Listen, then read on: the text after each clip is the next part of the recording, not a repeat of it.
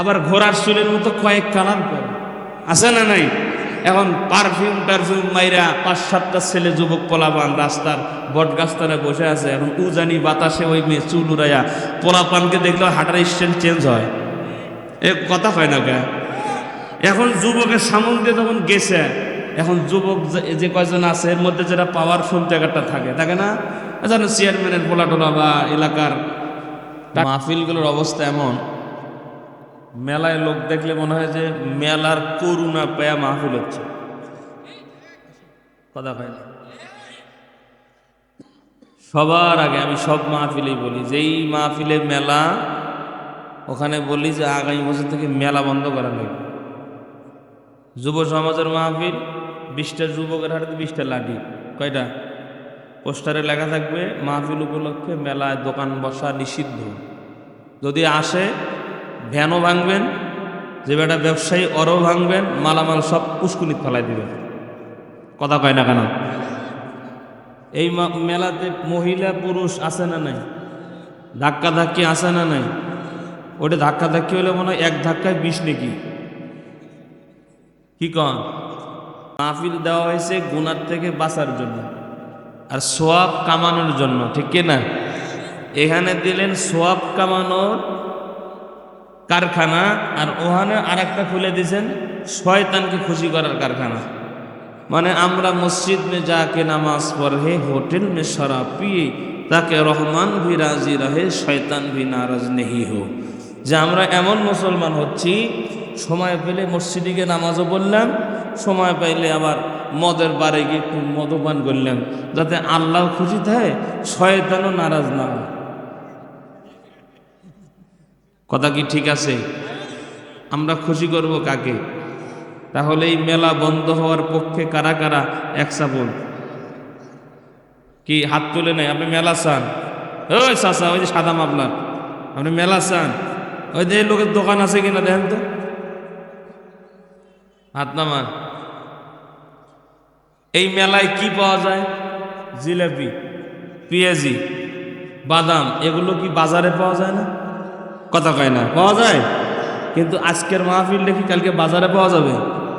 তাহলে কেন ভাই মেলায় গিয়ে সময় নষ্ট করতে হবে, মেলা দিয়ে গুনাহ কামাতে হবে, তাও আবার মাহফিল উপলক্ষে মেলা? কে কর্তৃপক্ষ, কমিটি, এলাকাবাসী, যুব সমাজ এই আগামী বছর থেকে মেলা আর মাহফিল উপলক্ষে হবে না, আপনারা কি একমত আছেন? বন্ধ করতে পারবেন?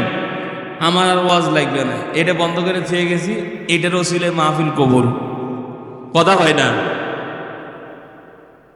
আল্লাহ পাক আমাদেরকে দিনের সঠিক বুঝগুলো দান করে। বলেন না আমিন? কষ্ট পেয়েছে? বলেন, বউ পিটানো ভালো কাজ না মন্দ কাজ? আরো জোরে। আমরা মুমিন, কোনো সন্দেহ আছে? আমরা মুমিন, কোনো সন্দেহ আছে? মুমিন ভালো কাজ করবে না মন্দ কাজ করবে?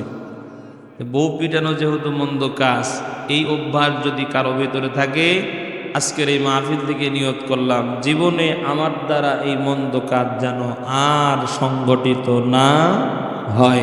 আল্লাহ পাক কবুল আর মঞ্জুর করেন, বলে আমিন।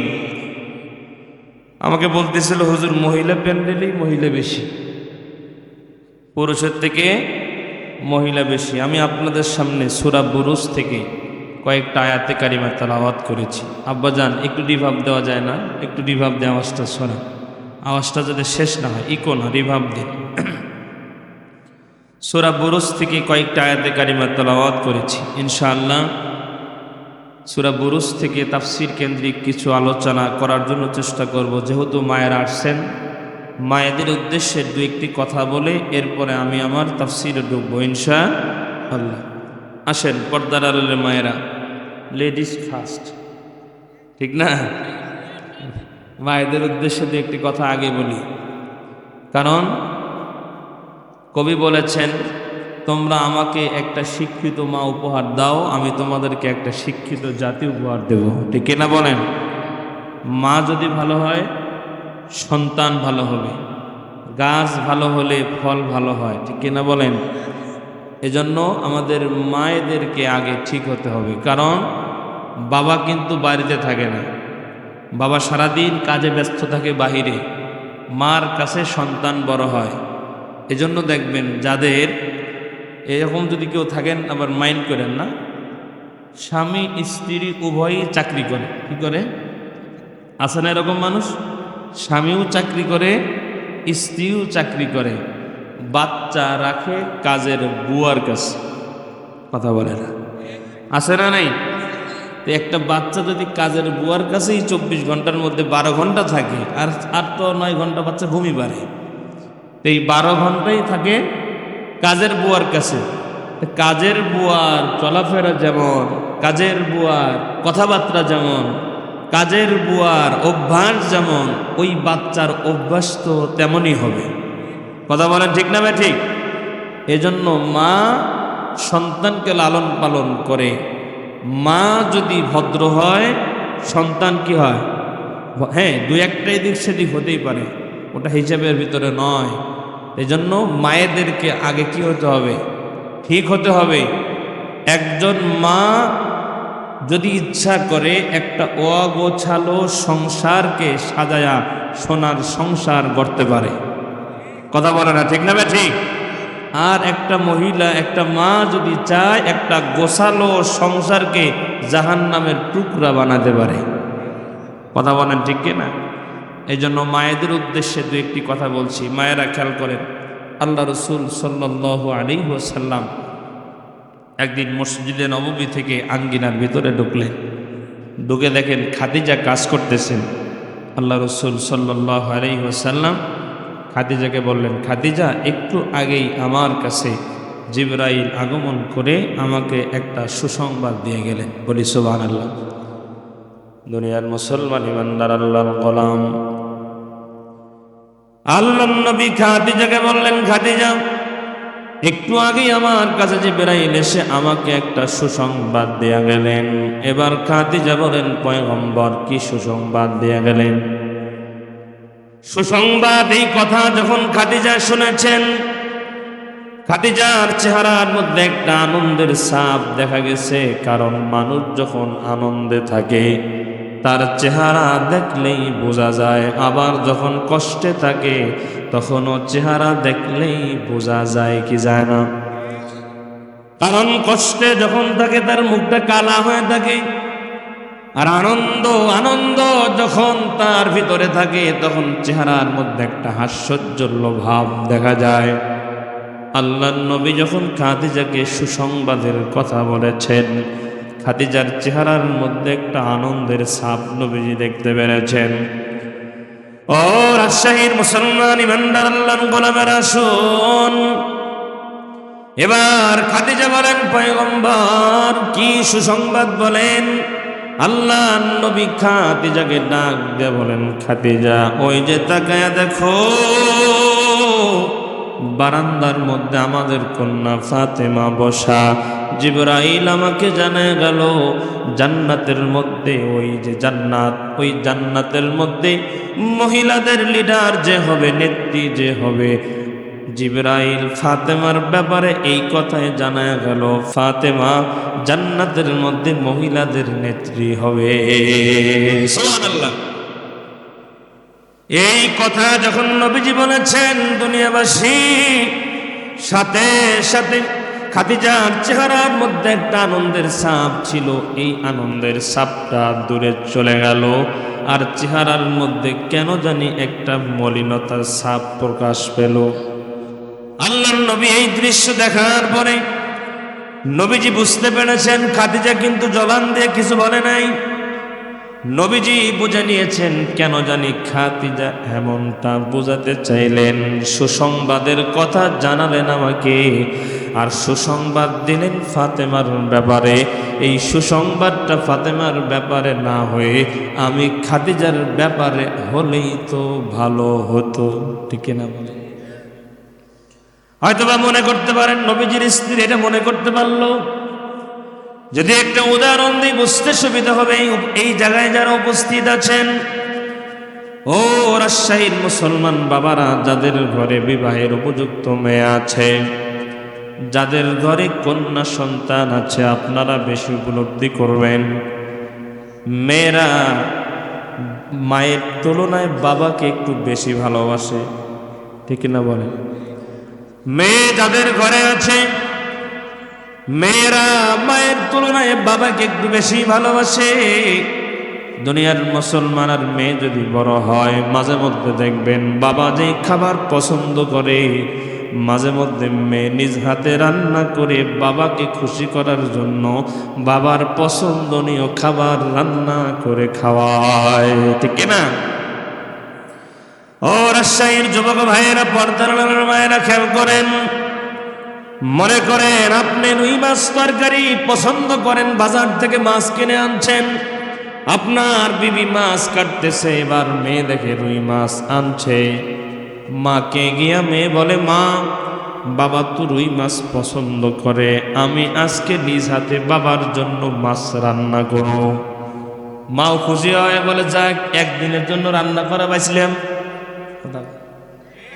মহিলাদের রান্না করার থেকে ছুটি আছে, অসুখ হোক জ্বর হোক যাই হোক যত কিছু হোক রান্না বাদ নাই, ঠিক কিনা বলেন?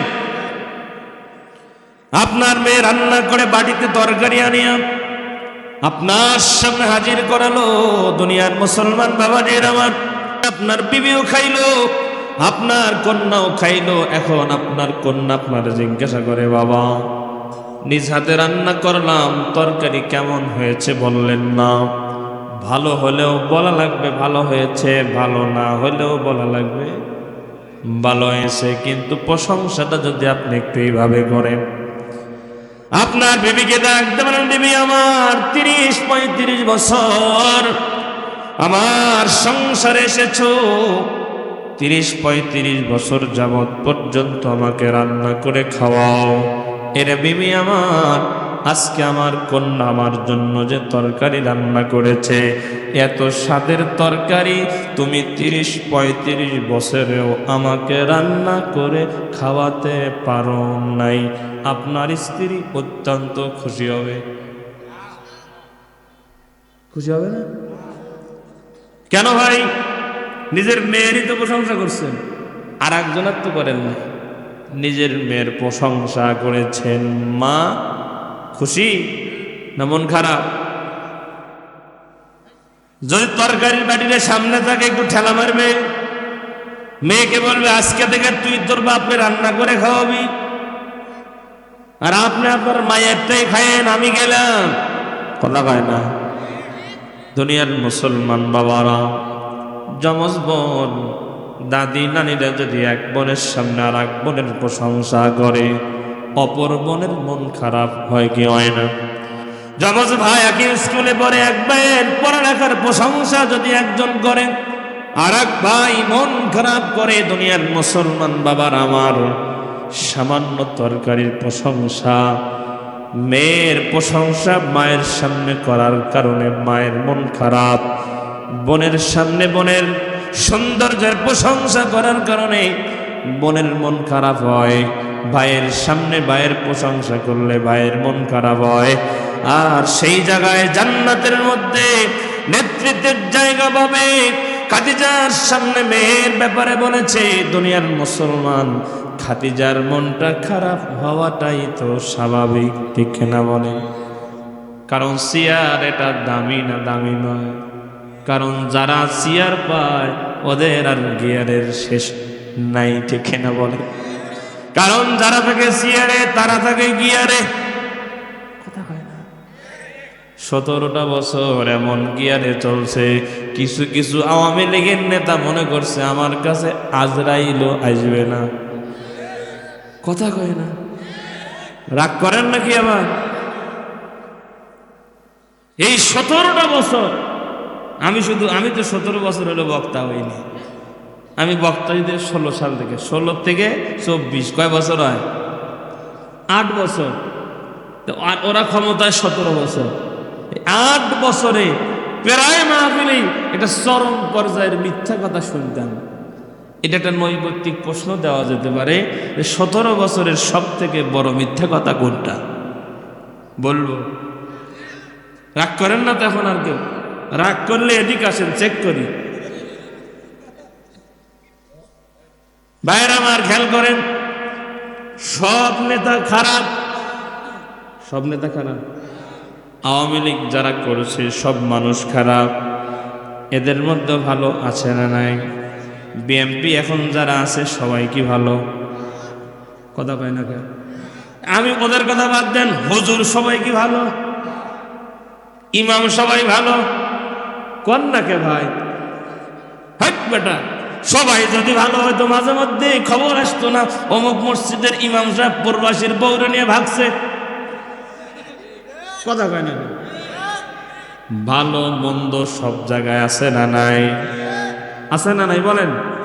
কিন্তু একজন অন্যায় করলে সবাইকে ঢালাওভাবে খারাপ বলা যাবে, এক হুজুর অন্যায় করলে সবাই খারাপ বলা যাবে।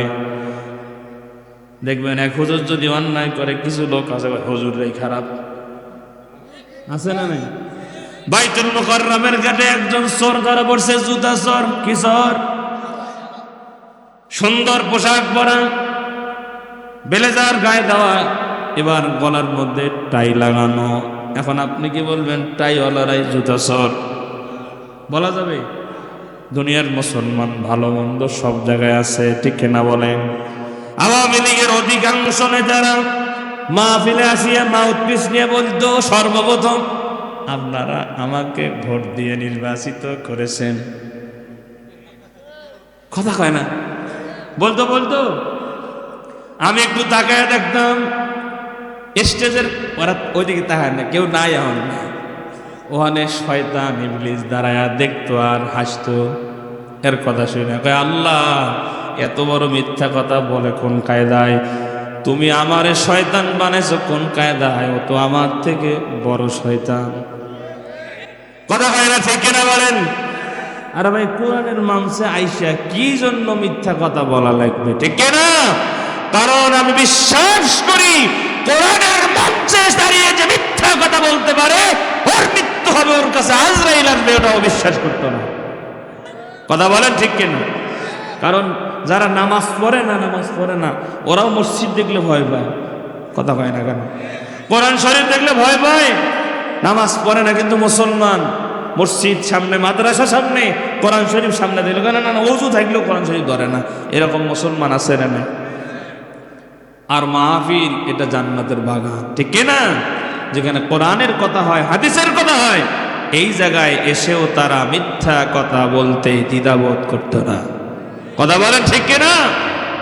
দুনিয়ার মুসলমান আসেন তো খাদিজা মনটা খারাপ, নবীজি সাল্লাল্লাহু আলাইহি সাল্লাম বুঝতে পারছেন। দুনিয়ার মুসলমান বাবার আমার, এবার খাদিজা নবীজিকে ডাকতে বলেন, হাবিব বুঝলাম ফাতেমা জান্নাতের মধ্যে লিডার হবে, নেত্রী হবে।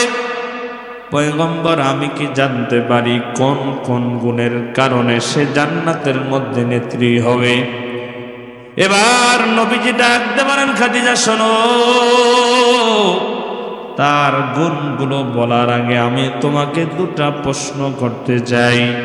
খাদিজা বলেন, কি প্রশ্ন করবেন? করেন।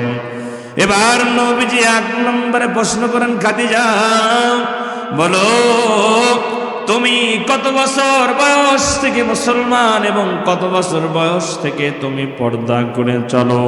খাদিজা ডাক দিতে বলেন, পয়গম্বর আমি তো 55 বছর বয়স থেকে মুসলমান এবং 55 বছর বয়স থেকে পর্দা করে চলি। সুবহানাল্লাহ। এবার নবীজি পাল্টা প্রশ্ন করেন, খাদিজা বলো বলো আমাদের কন্যা ফাতেমা কত বছর বয়স থেকে মুসলমান আর কত বছর বয়স থেকে সে পর্দা করে চলে? খাদিজা ডাকতে বলেন, পয়গম্বর সে তো বুঝ হওয়ার পর থেকেই মুসলমান এবং বুঝ হওয়ার পর থেকেই পর্দানিশীল। সুবহানাল্লাহ। নবীজি আবার প্রশ্ন করেন, খাদিজা বলো তুমি কত বছর বয়স থেকে আল্লাহর ইবাদত করো? কত বছর বয়স থেকে আমি নবীর সুন্নাত দ্বারা জীবন সাজাও? খাদিজা দ্বিতীয় প্রশ্নের জবাবে একই কথা বললেন, ওগো পয়গম্বর 55 বছর বয়স থেকে আমি আল্লাহর ইবাদত করি, 55 বছর বয়স থেকে আমি আপনার সুন্নাত দ্বারা জীবন সাজাই। নবীজি আবার প্রশ্ন করেন, খাদিজা এবার বলো তো দেখি আমাদের কন্যা ফাতেমা কত বছর বয়স থেকে আল্লাহর ইবাদত করে, কত বছর বয়স থেকে আমি নবীর সুন্নাত দ্বারা জীবন সাজায়। এর রাজশাহীর মুসলমান, এবার খাদিজা জবাব দিয়ে বলেন, সে তো বুঝ হওয়ার পর থেকে আল্লাহর ইবাদত করে, বুঝ হওয়ার পর থেকেই নবীর সুন্নাত দ্বারা জীবন সাজায়। সুবহানাল্লাহ। এবার নবীজি বলেন, খাদিজা শোনো, আমার কন্যা ফাতিমা জান্নাতের মধ্যে নেত্রী হওয়ার জন্য যেই প্রশ্ন তোমাকে করলাম, এগুলোই তার গুণ, এগুলোই তার কারণ। 1 নাম্বার, সে বুঝ হওয়ার পর থেকেই মুসলমান। 2 নাম্বারের গুণ হলো বুঝ হওয়ার পর থেকেই সে পর্দা করে চলে, বুঝ হওয়ার পর থেকেই আল্লাহর ইবাদত করে, বুঝ হওয়ার পর থেকেই আমি নবীর সুন্নাত দ্বারা জীবন সাজায়। সুবহানাল্লাহ। নবীজি আর খুলে বললেন না। খাদিজা বুঝে নিয়েছেন 55 বছর বয়স হওয়ার আগে দুনিয়ার হাজার হাজার বেগানা পুরুষ আমাকে দেখেছে, 55 বছর বয়সের আগে আমি আল্লাহর ইবাদত করি নাই, মুসলমানও ছিলাম না। ঠিক কিনা বলে? পর্দার আড়ালের মায়েরা, আপনারাও যদি ওই জান্নাতের মধ্যে ফাতেমার সঙ্গী হতে চান, এই গুণগুলো অর্জন করার দরকার আছে না নাই? আমাদের সবাইকে রসুলের সুন্নাত দ্বারা জীবন সাজানোর দরকার আছে না নাই? কিন্তু আমরা নবীর সুন্নত পালন করি না, কোরআনও পড়ি না, নামাজও পড়ি না, কিন্তু দাবি করি আমি নামাজ না পড়ি না কেন, সুন্নত না মানি না কেন, আমার ইমান ঠিক আছে। এরম লোক নাই? তুমি নবীর উম্মত দাবি করো, সুন্নাহ মানো না, নবীর অপমানে তোমার হৃদয় কাঁদে না। ঠিক না বলেন? তুমি নবীর উম্মত দাবি করো, সুন্নাহ মানো না, নবীর অপমানে তোমার হৃদয় কাঁদে না। তুমি বিজাতীয় সংস্কৃতিতে সপেছ পরাণ, তুমি বিজাতীয় সংস্কৃতিতে সপেছ পরাণ। কেমন মুসলমান তুমি, কেমন মুসলমান, নামাজের সাথে নাই পরিচয়, পড়ো না কোরআন। কেমন মুসলমান তুমি, কেমন মুসলমান। ঠিক না? তুমি রমজান এলে রাখো না রোজা, দিনকে করো আঘাত, পয়সা করে নেই তো অভাব, দাও না তো যাকাত। ঠিক না? তুমি রমজান এলে রাখো না রোজা, দিনকে করো আঘাত, পয়সা করে নেই তো অভাব, দাও না তো যাকাত। তুমি ইমানদারির বড়াই করো, নেই তোমার ইমান, তুমি ইমানদারির বড়াই করো, নেই তোমার ইমান। কেমন মুসলমান তুমি, কেমন মুসলমান, কেমন মুসলমান তুমি, কেমন মুসলমান। ঠিক না? আছে না নাই? সুন্নত মানে না, সুন্নি দাবি করে। দেখবেন 12ই রবিউল আউয়াল মাস আসলে ঢাকা শহরে বিশাল বড় বড় মিছিল, সামনে বিশাল বড় ব্যানার, বিশাল বড় অক্ষরে লেখা বিশ্ব আশিকে রাসূল। সামনের সারিতে দাঁড়ানো যারা, অধিকাংশ যারা দাঁড়াইছে, যদি আপনি চেক করতে চান ও হিন্দু না মুসলমান, লেবাসে তো বোঝাই যায় না, চেহারাও বোঝা যায় না, চেক করতে হলে লুঙ্গি খোলা লাগবে। আছে না নাই বলেন? ভালোবাসা কি দাবি করলে হয় না কাজের দ্বারা প্রমাণ হয়? জোরে বলেন না? কাজের দ্বারা প্রমাণ হয়।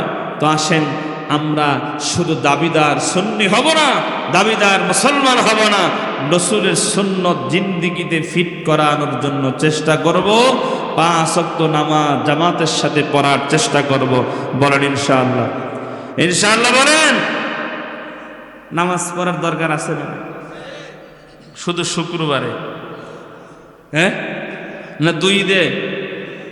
এরকম লোক আছে না? 5 ওয়াক্ত পরেই না, শুক্রবারেও যায় না, 2 ঈদে যায়। কই ঈদে? তাও দেখবেন দৌড়াইতে দৌড়াইতে দেখো, ইস রে, এক রাকাত এর আগে যায়। আছে না নাই? কত বড় পোড়া কপাল, ঈদের নামাজও 1 রাকাত মিস করে। এই এলাকায় এরকম মুসল্লি নাই। আল্লাহ হাসরের দিন যদি বলতো যে ঈদের নামাজটা যদি ঠিক মতো জামাতে পড়তি, তাও তো খুশি হতাম। কথা কয় না। ঈদের দিনও 8টা পর্যন্ত ঘুমায়, আছে না নাই বলেন? আল্লাহ পাক ইসলামের সঠিক জ্ঞান বুঝ আমাদের দান করেন, বলেন আমিন। তো আসেন, মায়েদেরকে বলছি পর্দার কথা, পর্দা করে চলার দরকার আছে না নাই? এই যুবকেরা, দরকার আছে না নাই? কিন্তু আমাদের ঘরের মেয়েরা পর্দা করতে চায়, কথা বলে না। আচ্ছা বলেন তো, এই রাজশাহীতে যুবক বখাটে ছেলে পেলে মেয়েদেরকে ইফটিজিং করে না, করে কিনা? জায়গায় জায়গায় হয় কিনা বলেন? আচ্ছা বলেন যে ইফটিজিং যে করে, দোষ কি ছেলের না মেয়ের? এই যুবকেরা কথা পায় নাকি? দোষ কার? আমি তো তোমাদের সাথে আছি রে ভাই। দোষ কার? 100% মেয়ের দোষ, 99% নয়। কয় পার্সেন্ট? কারণ যেই মেয়েকে ইফটিজিং করে এই মেয়ে কি বোরকাওয়ালি, একবারে মুখ চোখ ঢাকা, হাত মোজা পা মোজা পরা থাকে? একটা হাত মোজা পা পরা পুরা ফুল ফিল ভাবে যদি পর্দানিসীন একটা মেয়ে রাস্তা দিয়ে যায়, কোনো ছেলে কখনোই ইফটিজিং করবে? বলেন না, করবে? ভাইয়ের আমার, তার মানে বোঝা গেল একটা মেয়ে ইফটিজিং করে কখন? মেয়ে বেপরদায় নাকের ডগা দিয়া যায় যখন, কথা কয় না? একটা সুন্দরী মেয়ে, মেয়ে তো সুন্দরী আছে না? রাস্তাঘাটে তো আমার চোখে পড়ে, কথা কয় না? এখন যুবকেরা দেখলে শীষ মারে, চোখ মারে। আমি হুজুর, আমি কি করব? আমি কই আস্তাগফিরুল্লাহ, লা হাওলা ওয়ালা কুওয়াতা ইল্লা বিল্লাহ। এর বাইরে কিছু করার আছে? এখন বলতে যে আপনি দেখেন কে, তাহলে আমার মঙ্গল গ্রহে পাঠায় দেন, কথা কয় না? আমিও যেহেতু সামাজিকতায় চলাফেরা করি, আপনাদের মতো মানুষ আমার সামনেও পরে কি পরে না। এখন একটা মেয়ে যদি দেখতে সুন্দর, একটা টি শার্ট গায়ে দিয়া টাইট ফিট একটা প্যান্ট পরে, ওড়না সারা 5-7 প্রকারের মেকআপ কইরা, আবার বিউটি পার্লারের চুল হিট দেয়, আসেনি? আবার ঘোড়ার চুলের মতো কয়েক কালার করে, আছে না নাই? এখন পারফিউম টারফিউম মাইরা 5-7টা ছেলে যুবক পোলাপান রাস্তার বট গাছতলা বসে আছে। এখন উজানি বাতাসে ওই মেয়ে চুল উড়াইয়া, পোলাপানকে দেখলে হাঁটার স্টাইল চেঞ্জ হয়, এ কথা হয় না কে? এখন যুবকের সামনে যখন গেছে, এখন যুবক যে কয়জন আছে এর মধ্যে যেটা পাওয়ারফুল জায়গাটা থাকে না, জানো চেয়ারম্যানের পোলা টোলা বা এলাকার টাকা পয়সা হেডা বলার পোলা, এখন কয়ে কেরে বলটু কিডারে, কয় অমুকের মায়া, কয় নাম্বারটা ল, কথা কয় না। এখন নাম্বার অনেক চেষ্টা করে জোগাড় করছে, এখন বিভিন্ন প্রস্তাব দেয়, বিভিন্ন প্রস্তাব বোঝেন তো, বিভিন্ন প্রস্তাব দেয়, কিন্তু মেয়ে কি না, কোনোভাবেই রাজি না। এখন যুবকে তো মেয়েরে দেখছে, তার ভালো লাগছে, অন্তরে আকর্ষণ তৈরি হয়েছে। একটা যুবতী নারী সুন্দরী সামন দিয়ে গেলে আকর্ষণ একজন পুরুষের অন্তরে হবে কি হবে না?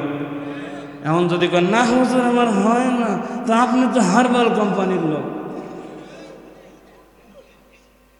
কি রাগ করছেন নাকি? আরে ভাই, আকর্ষণ এটা তো আমি বললে হবে না, আকর্ষণ তৈরি হবে। এই আকর্ষণ দিয়েছেন কে? আর যারা বলেন কে? আদম আলাইহিস সালাতু ওয়াস সালাম, হাওয়া আলাইহিস সালাতু ওয়াস সালামকে আল্লাহ পাক যখন বানাইছেন, দুইজনকে শোয়ায় রাখছে। এখন আদমের হাত অটোমেটিক হাওয়ার কাছে গেছে, অটোমেটিক গেছে, আল্লাহ সরাই দিলে, এখনো কবুল হয় নাই, এখনো কি হয় নাই, এখনো জায়েজ করা হয় নাই, হাত দিয়েছিস আল্লাহ, আমি তো দিন, হাত অটো গেছে। কারণ আল্লাহ একজন পুরুষের মধ্যে নারীর জন্য আকর্ষণ দিয়েছেন, পুরুষের মধ্যে নারীর জন্য আকর্ষণ তৈরি করে দিয়েছেন, ঠিক কিনা বলেন? এটা তো আল্লাহ প্রদত্ত নিয়ামত। এখন আকর্ষণ যুবকের তৈরি হয়েছে, যুবক এখন তাকে কাছে পেতে চায়, নানা প্রস্তাব দেয়। যখন প্রস্তাব মানে না, বাবার যেহেতু পিছনে ক্ষমতা আছে, টাকা আছে, বাংলাদেশে হাজার হাজার ঘটনা এমন আছে, প্রেমের প্রস্তাবে মেয়ে রাজি না হয়, মেয়েকে 7-8-10 জন বন্ধু মিলে উঠায় নিয়ে ধর্ষণ করে হত্যা করেছে, ঠিক না বলেন? এমন নিউজ বাংলাদেশে মনে হয় জীবনেও হয় না, আছে না নাই বলেন? তাহলে বোঝা গেল এই ধর্ষণের পিছনে, ইফতিজিং এর পিছনে 1 নম্বরের কারণ হলো বেপরদা, কথা বলে না কেন? আসেন, আল্লাহ পাক কোরআনুল কারীমের মধ্যে কি বলছেন? দুনিয়ার মুসলমান ইমানদার আল্লাহর গোলাম, পাক রব্বুল আলামিন বলেন, ইয়া আইয়ুহান নাবিয়্যু কুল লিআজওয়াজিকা ওয়া বানাতিকা ওয়া নিসাইল মুমিনিনা ইউদনিনা আলাইহিন্না মিন জালাবিবিহিন্না যালিকা আদনা আইয়ুরাফনা ফালা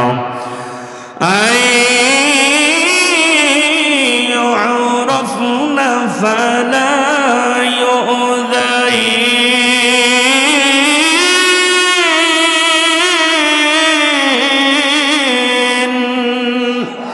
আল্লাহ পাক রব্বুল আলামিন বলেন, ইয়া আইয়ুহান নাবিয়্যু, হে আমার নবী, কুল লিআজওয়াজিকা, একটু আয়াতের দিকে খেয়াল করেন। আল্লাহ পাক এক নম্বরে বলেন কুল লিআজওয়াজিকা, হে নবী আপনি আপনার স্ত্রীদেরকে বলুন, ওয়া বানাতিকা, এবং আপনার কন্যাদেরকে বলুন, ওয়া নিসাইল মুমিনিনা, এবং দুনিয়ার মুমিনাত নারীদেরকে বলুন। কি বলবেন? আল্লাহ পাক বলেন ইউদনিনা আলাইহিন্না মিন জালাবিবিহিন, আল্লাহ পাক বলেন ঘরের নারীরা যখন ঘর থেকে বের হবে তারা যেন তাদের সৌন্দর্যকে ঢেকে বের হয়। হুকুম কার? আরো জোরে বলেন কার? আল্লাহ বলেন যদি তারা ঘর থেকে তাদের সৌন্দর্যকে ডেকে বের হয়, পর্দা করে বের হয়, কি লাভ হবে?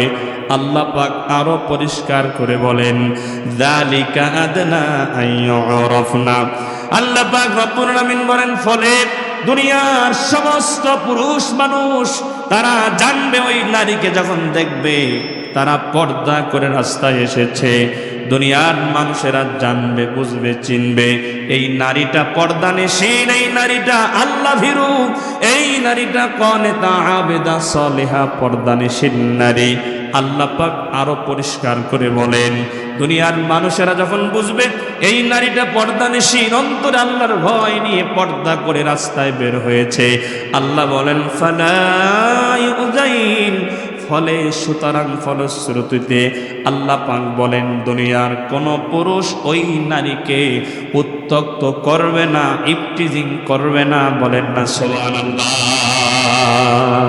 কার কথা? নাকি আমার বানানো কথা? আল্লাহ পাক বলছেন যেই নারী পর্দা নিশীর অবস্থায় ঘর থেকে পরিপূর্ণ পর্দার সাথে ঘর থেকে বের হবে, মুফাসসিরিন কেরাম বলেন ওই বান্দির সতীত্বের জিম্মাদারি স্বয়ং আল্লাহ পাক তার কুদরতি জিম্মায় নিয়ে নেয়। সুবহানাল্লাহ। আমাদের দেশের নারীরা পর্দা করে আবার দুই প্রকার।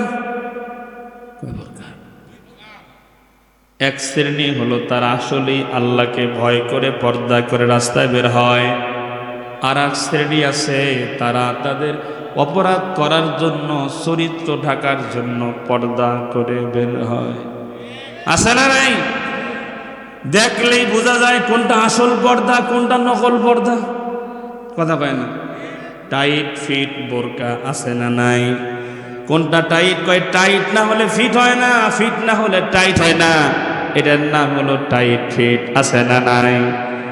দুনিয়ার মুসলমান তো আসুন পর্দার মায়েরা, অনুরোধ করে বলে গেলাম পর্দা করে চলবেন, পর্দার ভিতরে ঢুকবেন, দুনিয়াতেও শান্তি, পরকালেও শান্তি দিবেন কে?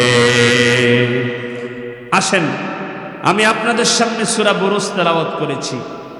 এই সূরা বুরুজ নাজিলের প্রেক্ষাপট একটু সংক্ষেপে বলে আসি। আল্লাহ রাসূল যখন পৃথিবীতে আগমন করলেন ওই যুগটা ছিল অন্ধকার যুগ, যেই জামানার মানুষ এমন কোনো অন্যায়, এমন কোনো অনাচার, এমন কোনো দুর্নীতি, এমন কোনো পাপাচার, অবিচার নাই যা ওই জামানার মানুষেরা করে। আল্লাহ রাসূল যখন বুঝমান হলেন, নবীজি দেখলেন সমাজের প্রত্যেকটা মানুষ গুনার সাগরে হাবুডুবু খাচ্ছে। আল্লাহ রাসূল সাল্লাল্লাহু আলাইহি ওয়াসাল্লাম চেষ্টা করতে লাগলেন সমাজ থেকে গুনাহগুলো মুছার জন্য। একটু কথাগুলো বোঝার চেষ্টা করেন। গুনাহ মুছার জন্য নবীজি চেষ্টা করলেন বুঝ হওয়ার পর থেকে 17 বছর বয়স পর্যন্ত। কত বছর? আরো জোরে বলেন। 17 বছর বয়স পর্যন্ত চেষ্টা করার পরেও সমাজ থেকে একটা গুনাহ নবীজি মুছতে পারেন। তখন নবীজি একটা সংগঠন করলেন, হিলফুল ফুজুল। এই সংগঠনের মাধ্যমে 40 বছর বয়স পর্যন্ত নবীজি সমাজ থেকে গুনাহগুলো মোছার জন্য চেষ্টা করলেন, কিন্তু একটা গুনাহও নবীজি সমাজ থেকে মুছতে পারেন। আল্লাহ রসুল চিন্তায় মগ্ন, হেরা গুহার মধ্যে গিয়া কিভাবে মানুষগুলোকে অন্ধকার থেকে আলোর দিকে আনা যায়, অন্যায়ের পথ থেকে ন্যায়ের পথে আনা যায়, জুলমাত অন্ধকার থেকে নূরের দিকে কিভাবে আনা যায়। নবীজি চিন্তা করতেছেন, এমন সময় আমার আল্লাহ নবীজির সমস্ত চিন্তার অবসান ঘটিয়ে হেরা গুহার মধ্যে আল্লাহ পাক 30 পারা কোরআন থেকে প্রথম যেই সূরাটা আলাক, এই সূরা আলাক নাজিল করলেন। জোরে বলেন না সুবহানাল্লাহ। আল্লাহর পক্ষ থেকে নবীজি কোরআন পেলেন। নবীজি কোরআনুল কারীমের অন্য জায়গায় আল্লাহ তাআলা বলে দিয়েছেন, নবীজিকে কোরআন দেওয়ার পরে, দোস্ত আমি যে কোরআন আপনাকে দান করলাম, এখন সমাজের মধ্যে কোরআন দিয়া দাওয়াতি কার্যক্রম চালু করেন। বলেন না সুবহানাল্লাহ। আল্লাহ পাক রব্বুল আলামিন এই কথা কোরআনুল কারীমের মধ্যে বলেন, ফাযাক্কির বিল কোরআনে। আল্লাহ পাক রব্বুল আলামিন বলেন, ফাযাক্কির বিল কোরআনি মান ইয়াখাফু ওয়াঈদ। আল্লাহ পাক রব্বুল আলামিন বলেন, ফাযাক্কির, দোস্ত আমার, এখানে লাল কাফ র 3টা হরফ। আমরা জানি জিকির শব্দ মানে লা ইলাহা ইল্লাল্লাহ পড়া। আমরা জানি লা ইলাহা ইল্লাল্লাহ, সুবহানাল্লাহ, আলহামদুলিল্লাহ, এগুলো হলো জিকির।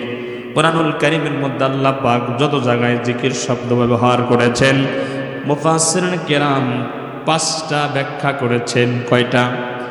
আমি ওই দিকে যাব না, কারণ জিকির শব্দ নিয়ে আমার আলোচনা নয়। এটা দুনিয়াবাসী শুধু বোঝানোর জন্য আরেকটা বলছে। আল্লাহ পাক কোরআনুল কারীমের অন্য জায়গায় বলছেন, ইন্না নাহনু নাযালনা যিকরা ওয়া ইন্না লাহু লাহাফিজুন। আল্লাহ পাক বলেন, ইন্না নাহনু নাযালনা যিকরা, এই জায়গায় লাল কাফরা। আল্লাহ বলেন, নিশ্চয় আমি আল্লাহ জিকির নাজিল করেছি। মুফাসসিরিন কেরাম এই জায়গায় জিকির শব্দের অর্থ করেছেন হলো কোরআন। আর আগের যে আয়াত আল্লাহ পাক বলেন ফাযাক্কির, এই জিকির শব্দের অর্থ মুফাসসিরিন কেরাম বলেন বয়ান করা, নসিহত করা। আল্লাহ পাক রব্বুল আলামিন তার দোস্তকে ডেকে বলেন, হাবিব আমার, আপনি বয়ান করুন, নসিহত করুন। তবে দোস্ত, আপনি যে বয়ান করবেন, নসিহত করবেন, এই বয়ানটা জানো, এই নসিহতটা জানো হয় বিল কোরআন, আমি আল্লাহর কোরআন দ্বারা। একটু জোরে বলেন সুবহানাল্লাহ। আল্লাহর নবী সমাজের মধ্যে পারিবারিক জীবন, সামাজিক জীবন, অর্থনৈতিক জীবন, রাষ্ট্রীয় জীবন পর্যন্ত প্রত্যেকটা সেক্টরে 40 বছর বয়স থেকে 63 বছর বয়স পর্যন্ত মাঝখানের 23 বছরে আমার আল্লাহ পুরা কোরআন নাজিল করলেন। আর আল্লাহর নবী এই 23 বছরে পুরা কোরআন সমাজে প্রতিষ্ঠা করলেন, যার বদৌলতে আমার আল্লাহ সমাজ থেকে সমস্ত পাপাচারকে দূর করে দিয়া, সমস্ত অন্ধকারকে দূর করে দিয়া আমার আল্লাহ ওই অন্ধকার সমাজকে আলোকিত সমাজ বানায়া দিয়েছিলেন। জোরে বলেন সুবহানাল্লাহ।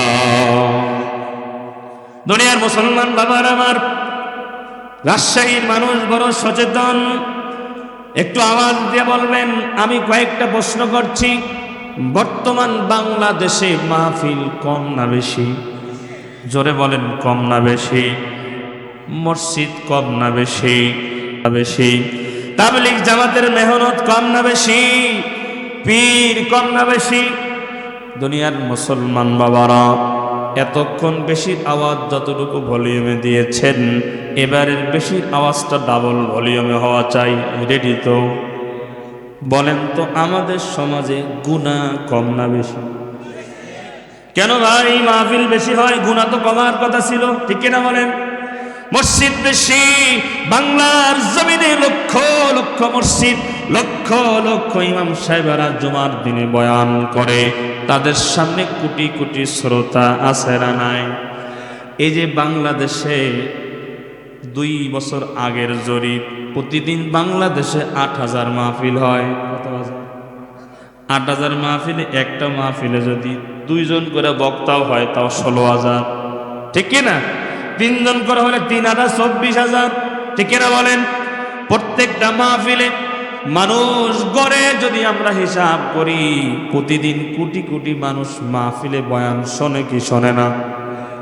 দুনিয়ার মুসলমান বাবারা, এত বয়ান যদি মানুষ শোনে, গুনাহ তো কমার কথা ছিল না বাড়ার কথা? এত মসজিদ, এত মাদ্রাসা, এত হুজুর এত মেহনত করছে, কিন্তু গুনাহ তো কমই না, বরং দিন যত যায় গুনাহ তত নিত্য নতুন আরো আবিষ্কার হয়। একটু আওয়াজ দিন। আচ্ছা, আপনাদের কষ্ট হচ্ছে? এটা আওয়াজ দেন, কথা ঠিক কিনা বলেন? এরে রাজশাহীবাসী, দুনিয়ার মুসলমান বাবাজির আমার, খেয়াল করেন, কেন কেন কেন গুনাহ কমে না, কেন গুনাহ বাড়ে? এর কারণগুলো জানার দরকার আছে না নাই? সংক্ষেপ করে বলি, আমার কোরআন হাদিসের যতটুকু জ্ঞান নেই, স্বল্প জ্ঞানে ধরা পড়েছে। তার কারণ হলো 6টা। 1 নম্বর হলো আমরা মুসলমানরা কোরআন তেলাওয়াত পারি না। জোরে বলেন, জোরে বলেন। 2 নাম্বার, যারা একটু একটু পারি তা শুদ্ধভাবে পারি না। যতটুকু ভুলভাল তেলাওয়াত পারি ততটুকু আমরা পড়ি না। এই মুসলমান বাবাজির আমার, আমরা নিজেদেরকে মুসলমান দাবি করি, আমরা কেমন মুসলমান একটু চিন্তা করেন। আমরা মুসলমানরা যদি কোরআন না পড়ি, হিন্দু কোরআন পড়বে না, খ্রিস্টানরা তো কোরআন পড়বে না, বিধর্মীরা তো কোরআন পড়বে না। আমি নিজেকে মুসলমান দাবি করি, অথচ মুসলমানদের ধর্মীয় গ্রন্থ আল কোরআন, যেটাকে আমার আল্লাহ শেখা সহজ করেছেন, ওয়ালাকাদ ইয়াসসারনাল কুরআনা লিযিকরি ফাহাল মিন মুদ্দাকির। আল্লাহ বলেন, কে আছে কোরআন শিখতে চায়? কে আছে কোরআন বুঝতে চায়? আল্লাহ বলেন, যে শিখতে চায়, যে বুঝতে চায়, আমি আল্লাহ তার জন্য কোরআন শেখা, তার জন্য কোরআন বোঝাকে সহজ করে দিয়েছি।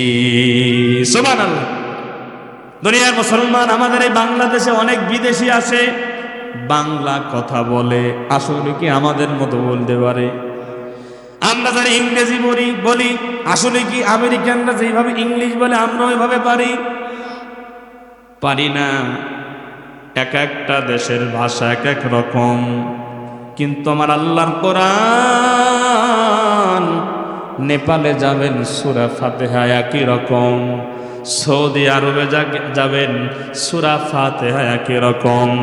বাংলাদেশে যেমন, সারা বিশ্বেই আমার আল্লাহর কোরআন তেমন, ঠিক কিনা বলেন? দুনিয়ার মুসলমান ইমানদার কোরআন শেখার চেষ্টা করবে ইনশাআল্লাহ, বলেন। দুনিয়ার মুসলমান যারা পারেন তারা প্রতিদিন পড়বেন, যারা পারেন না, যারা পারেন, উভয়ের জন্য ছোট্ট একটা আমল যদি শিখায় দেই, করা যাবে। সূরা ইখলাসটা তো আমরা পারি, কুল হুয়াল্লাহু আহাদ। কারা কারা পারেন আল্লাহকে দেখান। মাশাআল্লাহ, বারাকাল্লাহ। নামান আমার সঙ্গে পড়লে কষ্ট হবে। কুল হুয়াল্লাহু আহাদ আল্লাহুস সামাদ লাম ইয়ালিদ ওয়া লাম ইউলাদ ওয়া লাম ইয়াকুল লাহু কুফুয়ান আহাদ। কয়বার বললাম? আল্লাহর নবী বলেন, আমার উম্মতেরা শোনো, এই দুনিয়ার মুমিনেরা শোনো। আল্লাহর নবী বলেন, আমার কোন উম্মত যদি একবার জবান দিয়া সূরা ইখলাস তেলাওয়াত করে, আল্লাহ পাক রব্বুল আলামিন তার আমলনামায় 10 পারা কোরআন পড়ার সওয়াব জমা করে দেয়। আর একবার পড়েন, কুল হুয়াল্লাহু আহাদ আল্লাহুস সামাদ লাম ইয়ালিদ ওয়া লাম ইউলাদ ওয়া লাম ইয়াকুল লাহু কুফুয়ান আহাদ। নবীজি বলেন, 2 বার যদি পড়ে আমলনামায় আল্লাহ 20 পারা কোরআন তেলাওয়াতের সওয়াব জমা করে দিবে। সুবহানাল্লাহ। এর দুনিয়াবাসী, আল্লাহ দিতে চায়, কিন্তু আমরা মুমিনরা নিতে চাই না, ঠিক কিনা বলেন? আর একবার পড়েন, কুল হুয়াল্লাহু আহাদ আল্লাহুস সামাদ লাম ইয়ালিদ ওয়া লাম ইউলাদ ওয়া লাম ইয়াকুল লাহু কুফুয়ান আহাদ। কয়বার বললাম? আল্লাহর নবী বলেন, আমার উম্মতরা শোনো, কেউ যদি সূরা ইখলাসটা জবান দিয়া 3 বার তেলাওয়াত করে, আল্লাহ পাক রব্বুল আলামিন তার আমলনামায় 1 খতম পুরা কোরআন পড়া সওয়াব দিয়ে দিবে। যারা পড়েছি আমলনামায় 1 খতম কোরআন তেলাওয়াতের সওয়াব জমা হয়ে গেছে। সুবহানাল্লাহ। আমি যে বয়ান করেছি, যে বয়ান সামনে করব, সবগুলো যদি ভুলেও যান এই আমলটা মনে রাখবো ইনশাআল্লাহ। বলে আমরা কিন্তু বয়ান শুনি, সব যাওয়ার আগেই ভুলে যাই, ঠিক না? যতক্ষণ শুনি ততক্ষণ মনে থাকে, এরপরে আর মনে থাকে না। এই জন্য আমলটা মনে রাখবো ইনশাআল্লাহ। বলেন আজকে যেদিন শুরু করেন, আজকের আমল তো হয়ে গেছে। প্রতিদিন যদি আপনি 3 বার সূরা ইখলাসটা পড়েন, আমলনামায় প্রতিদিন 1 খতম কোরআন পড়ার সব জমা হবে। এই মুসলমান, আজ থেকে 1 বছর পরে যদি ইন্তেকাল হয়, আমলনামায় 365টা কোরআন খতমের সওয়াব জমা হবে। আল্লাহু আকবার। 5 বছর পরে যদি মারা যান, 10 বছর পরে যদি মারা যান, আমলনামায় কতগুলো কোরআন পড়ার সওয়াব জমা হবে। শুধু তাই নয়, এই কথা নবীজি বলার পরে এক সাহাবী নবীজিকে জিজ্ঞাসা করেন, ওগো পয়গম্বর, আপনি যে আমলের কথা বললেন, আপনার শেষ জামানার উম্মতেরা যারা কোরআন পড়তে পারবে না, তারা যদি এই সূরা ইখলাসটা তেলাওয়াত করে, তাদের নামটা কি তেলাওয়াতকারীদের অন্তর্ভুক্ত হবে নাকি? কোরআন তেলাওয়াতকারীদের যে লিস্ট থাকবে, তাদের নামটা কি ওই কোরআন তেলাওয়াতকারীদের লিস্টে থাকবে? আল্লাহ নবী সাহাবীকে পাল্টা প্রশ্ন করলেন, সাহাবী তুমি বলো, সূরা ইখলাস এটা কোরআনের অংশ কি অংশ না? এবার সাহাবী বলেন, পয়গম্বর অবশ্যই এটা তো কোরআনের অংশ। আল্লাহর নবী বলেন, শেষ জামানায় আমার উম্মতের অনেক মুসলমান, অনেক আমার উম্মত এমন থাকবে কোরআন পড়তে পারবে না, কিন্তু তারা যদি নিয়মিত সূরা ইখলাসের আমলটাও করে, আমার আল্লাহ দয়া করে তাদের নামটা কোরআন তেলাওয়াতকারীদের অন্তর্ভুক্ত করে দিবে। আসুন দুনিয়ার মুসলমান, 3 নম্বরের কারণ হলো কোরআন আমাদের মুখস্থ নাই। পুরা কোরআন মুখস্থ করার কথা বলিনি। কিরে ভাই ওটাওটি করেন কেন? খুব খারাপ অভ্যাস। এখানে বসে থাকলে কে খুশি হবে? আমি কি কোনো ফাউল কথা বলতেছি ভাই? আচ্ছা বলেন, এখানে বসে থাকলে কে খুশি হবে? চলে গেলে কে খুশি হবে? আমরা কারে খুশি করব? 10 সেকেন্ড টাইম দিলাম, যদি যাওয়ার লাগে যান, পোশাক পোশাক করে আয়। বলেন শয়তান খালি ঘুরাচ্ছে, তুই ইডিকে মেলা দেখানো জিলাপি চলতেছে। এখানে যারা বসছেন, আমলনামায় 1 খতম কোরআনের সওয়াবটা তো দেখা পাইছেন, ঠিক না? বাকি তো আরো সওয়াব আছে না নাই? তা আপনার আমলনামায় 1 খতম কোরআন পড়ার সওয়াব দেখবেন। কিছু লোক আছে বাজারে ঘুইরা, মেলায় ঘুইরা জিলাপি নিয়ে যাবে 1 কেজি।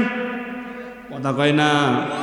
বউ যদি জিজ্ঞাসা করে, আপনারা যদি জিজ্ঞাসা কি আনছো, বলবা ওয়াজ কি করছে কিছুই মনে নাই, তবে সূরা ইখলাসটা 3 বার হুজুরের লগে পড়ছিলাম, হুজুর বলছে আমলনামায় 1 খতমের সওয়াব, কিছু না আনলেও 1 খতম কোরআন পড়ার সওয়াব নিয়ে আসছি। ঠিক কিনা বলেন? আর হ্যার বউ যদি জিজ্ঞাসা কি আনছো, কয় তেমন কিছু নাই, হাফ কেজি জিলাপি আনছি। কথা কয় না? আসেন আমরা খুশি করব কাকে? 3 নম্বরের কারণ হলো কোরআন আমাদের মুখস্থ নাই। আরে রাজশাহীবাসী, পুরা কোরআন মুখস্থ করার কথা বলি নাই। আমরা মুসলমান মুসল্লি যারা নামাজি আছি, অনেক মুসল্লি এমন এই জায়গায় আছে 30 বছর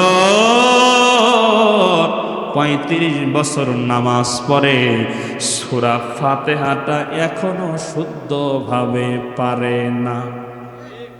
আছে না নাই? বলুন ভাইয়ের আমার, নামাজের জন্য কম পক্ষে যে কটা সূরা প্রয়োজন, সূরা ফাতিহা সহ 5টা সূরা।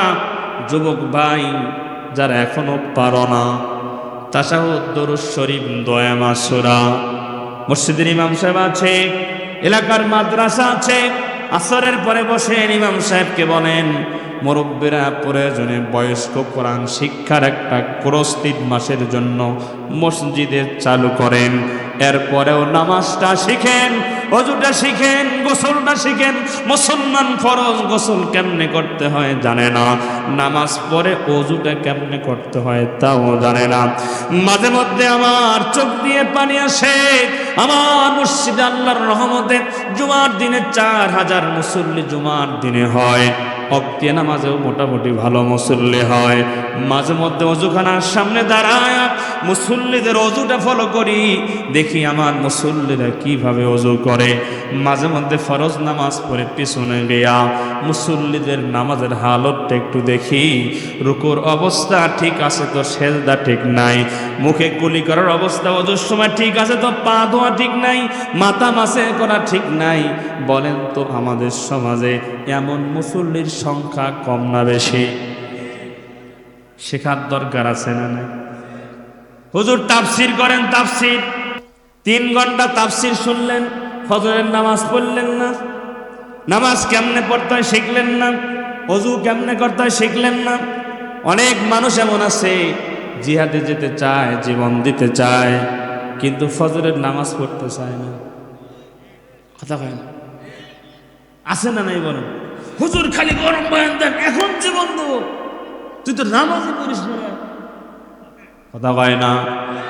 আল্লাহর জন্য নামাজ পড়তে পারে না, জীবন দেবে বাটফারি। কথা কয় না কেন? আরেকটা কথা মনে রাখেন, যে ইমানের দাবি আপনি করেন, যেই মুসলমানের দাবি আপনি করেন, যুবক ভাই প্রয়োজনে কথাটা লিখে রাখিও। যে ঈমান, ভালো করে শুনেন, যে ঈমান ফজরের সময় খেতার ভিতর থেকে, লেপের ভিতর থেকে তোমাকে মসজিদে নিতে পারে না, সেই ঈমান কেমনে তোমারে জান্নাতে নিবে? কথা বলে। যে ঈমান তোমার মেলার থেকে মাহফিলে আনতে পারে না, যে ঈমান মসজিদে তোমাকে নিতে পারে না, বন্ধুদের আড্ডার থেকে তুমি মসজিদে যাও না, কেমনে চিন্তা করলা ওই ঈমান তোমাকে জান্নাতে নেবে? কি বলেন নেবে? আল্লাহ পাক আমাদের সবাইকে 5 ওয়াক্ত নামাজ শেখার পড়ার তৌফিক দান করেন, বলেন আমিন। দুনিয়ার মুসলমান বাবাজির আমার, 4 নম্বর হলো কোরআন আমরা বোঝার চেষ্টা করি না, 5 নম্বর কোরআন দিয়ে আমল করি না, 6 নম্বর হলো আল্লাহর জমিনে আল্লাহর আইনগুলো প্রতিষ্ঠার জন্য আমরা মুসলমানরা আন্দোলন করি না। কথা কয় না?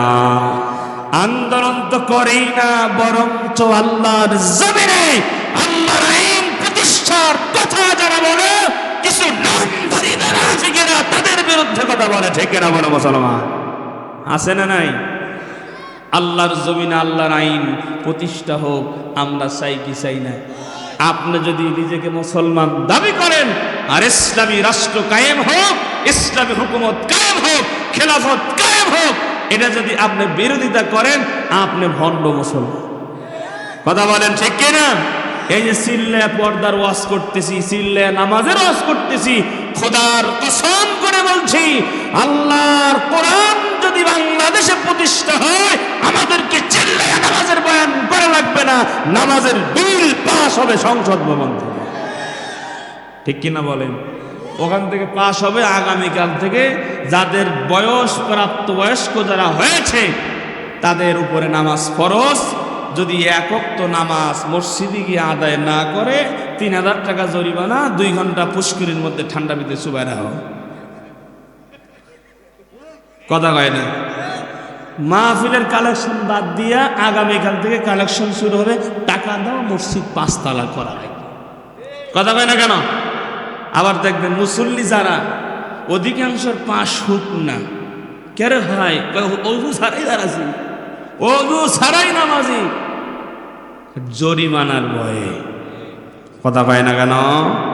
জরিমানার ভয়ে হলেও অভ্যাস হলে কয়েকদিন পরে চিন্তা করবে, 80 যখন অজুটা করলে সমস্যা কি? কথা কয় না? আরো জোরে কয় না? ঠিক কিনা বলেন? ভাইয়ের আমার, এজন্য আসেন আমরা চেষ্টা করি বাংলাদেশে যেন কোরআন কায়েম হয়। কথা বলেন না কেন? অন্ধকার কেটে গেছে, অন্ধকার নাই, আলোর ময়দান অপেক্ষা করছে। আমরা মুসলমান টুপিওয়ালারা যদি একটু ঘুরে দাঁড়াতে পারি, আগামীর বাংলাদেশ কোরআনের বাংলাদেশ, ঠিক না? ভয়ের কোনো কারণ নাই, লড়াইয়ের ময়দানে তো যাওয়া লাগবে, ঠিক কিনা বলেন? আরো জোরে বলেন, ঠিক কিনা? লড়াইয়ের ওই ময়দানেতে যেতে তোমাকে হবে, প্রয়োজনে সব রক্তটুকু জমিনেই ঢেলে দিবে, তবুও তোমায় লড়তেই হবে, মানিবে না পরাজয়। বিপ্লব মানে জীবন দেয়া, বসে থাকা নয়, সে কোনো দিন আসবে না রে, করো যদি ভয়। আসবে বিজয়, রক্ত আর জীবনের বিনিময়, আসবে বিজয়, রক্ত আর জীবনের বিনিময়। বিপ্লব মানে জীবন দেয়া, বসে থাকা নয়, সে কোনো দিন আসবে না রে, করো যদি ভয়। ঠিক কিনা বলেন? দুনিয়ার মুসলমান, আল্লাহর জমিনে কোরআন বিজয় হলে লাভ না লস? জোরে বলেন, জোরে বলেন। অবশ্যই মুমিন মুসলমানদের লাভ আছে না নাই? শুধু মুসলমানরা নয়, বিধর্মীদেরও অধিকার প্রতিষ্ঠিত হবে, ঠিক কিনা? আমরা যে বলি বৈষম্য দূর হোক, বৈষম্য দূর হোক, 1971 সাল থেকে আজকে 20 জানুয়ারি 2025 পর্যন্ত বাংলাদেশ মানুষের বানানো নীতিমালা দিয়া, মানুষের বানানো মতাদর্শ দিয়া এদেশ পরিচালিত হয়েছে। দুর্নীতি, চাঁদাবাজি, মানুষের উপরে জুলুম নির্যাতন বন্ধ হয় নাই, বরঞ্চ দিন যত যাচ্ছে অন্যায় অপরাধ তত বাড়ছে। কথা বলেন, ঠিক কিনা? আমরা যদি নিম্ন শ্রেণীর একজন কাজের বুয়া থেকে শুরু করে রিক্সাওয়ালা, চারাল মারাল, মতিমাসর থেকে শুরু করে উচ্চপদস্থ কর্মকর্তা পর্যন্ত প্রত্যেকটা নাগরিকের অধিকার বাংলাদেশে প্রতিষ্ঠা করতে চাই, কোরআন বিজয়ের বিকল্প কোনো কিছু নেই। কথা বলেন, কথা বলেন, ঠিক কিনা? মুসলমান, আল্লাহ পাক আমাদেরকে যেন চর্ম চোখে এটা দেখার তৌফিক দান করেন। এই যে পর্দার বয়ান করলাম, পর্দার ওয়াজ করা লাগবে ভাইয়ের আমার। পর্দার ওয়াজ যে করলাম, এই পর্দার ওয়াজ আমি কিয়ামত পর্যন্ত করলেও এই এলাকার সব মহিলা পর্দা করবে না। কথা হয় না? আমি কে ভাই, সৌদি আরব থেকে আব্দুর রহমান সুদাইসিকে আইনে যদি এখানে বয়ান করেন তাও শুনবে না। কথা হয় না? কিন্তু ডক্টর ইউনুস যদি এখন এতে বলে যে আগামীকাল থেকে পর্দার বিল পাশ করা হলো, যদি না করে রাস্তার মোড়ে মোড়ে মহিলা পুলিশ দাঁড়ায় থাকবে, বোরকা পরা ছাড়া যদি কেউ আসে 20 টাকা করে বেতন বাড়ি, 2000 টাকা জরিমানা। কথা হয় না রে, ঠিক না বলেন? মুসলমান নয়, হিন্দুর মেয়ে যখন ঘর থেকে বের হবে, হিন্দু কন্যার মা মেয়েকে বলবে, মা তুমি কই যাও? বলে বাজারে যাবো। বোরকা পরে যাও। আমি হিন্দু বোরকা পরবো কেন? জানো না সংসদ ভবনে বিল পাস হয়েছে, মেয়েরা ঘর থেকে বের হলে বোরকা পরে আসতে হবে। তো বলছে সেটা তুমি জানি, ওটা তো মুসলমানদের জন্য, হিন্দুদের জন্য নয়। বলছে মারে সেটা তো আমিও জানি, কিন্তু আগে মারে পরে জিগায় বোরকা কই। কথা কয় না, ঠিক না বলেন? হিন্দুর মেয়েরা পর্যন্ত বোরকা পরে বাহির হবে। কয় হুজুর এই জন্যই তো ভোটটা আমরা ইসলামিক দল দেই না। কথা কয় না? কেউ চিন্তা করে যদি সবাই বোরকা পরে আমি দেখবো কাক? আশা না না,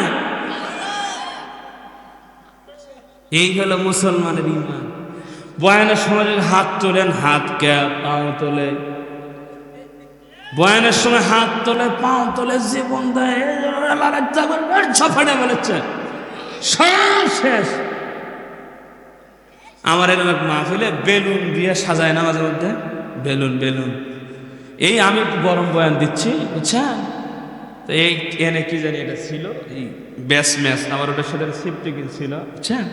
তো এদিক দিয়েও বেলুন দিছে তো নিচ দিয়া, তা আমি এই গরম দিয়ে টেবিল থাপড়াই দিয়েছি, মনে হচ্ছে ওই পড়ে গেছে গিয়া তাক বিরোধের সময় আছে ওই এতর মধ্যে বাড়ি পড়ছে, বেলুনও ফাটছে একসাথে 4-5টা। ওরে আল্লাহ, জুতেও নেয়নি, দৌড়াচ্ছে। এখনই না যে ইমানের জজবাটা দিছে যে এখনই শহীদ হবে, ওই ইমানটা খুব কথা কয় না।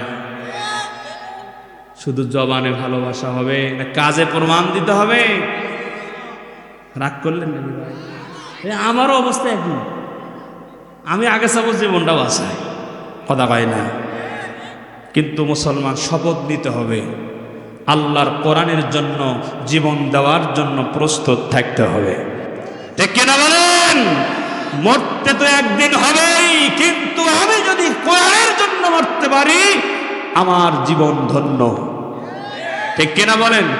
মরা তো লাগবেই, আমার মরণ তো বাসের চাপায় পড়েও হতে পারে, আমার মৃত্যুটা তো যে কোনো ভাবেই হতে পারে, কিন্তু আমার জীবন সার্থক হবে আমি যদি আল্লাহর কোরআনের জন্য জীবন দিতে পারি, ঠিক কিনা বলেন?